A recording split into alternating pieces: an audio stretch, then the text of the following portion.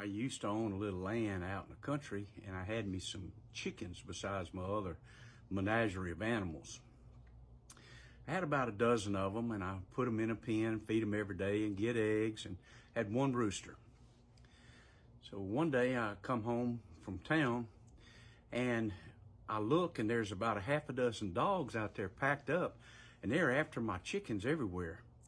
Well, obviously, one of them was in heat or more, and once they packed up, they saw the chickens, and they went crazy, and they broke my fence down and got in there and got my chickens, and my chickens were eat up and dead, and feathers everywhere, flopping around on one wing, and there was one rooster up on top of my half wall on my carport. So I run inside and got my shotgun and a bunch of shells, and I'm fixing to kill those dogs.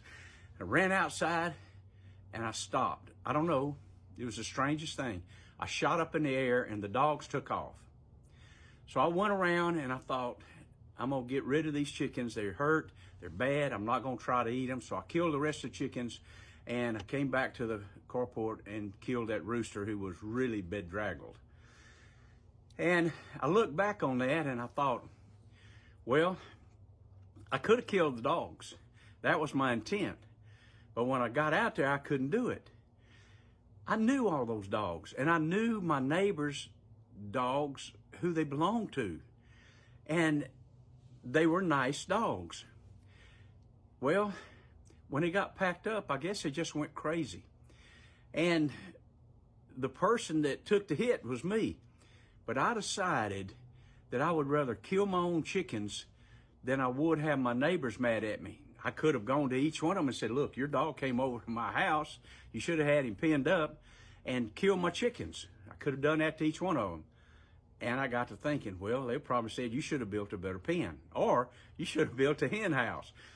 Nevertheless, I could hear all the excuses, and I thought, okay, maybe I've done the right thing.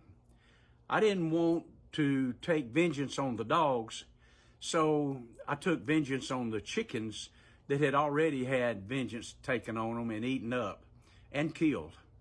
So I put them away, and I spared my neighbors. I kept my neighbors as friends. I never told them about it. I never mentioned it. I didn't say anything to any one of them. And I want to ask you a question. What would you have done? God bless you guys, and go in peace. Love you. Bye.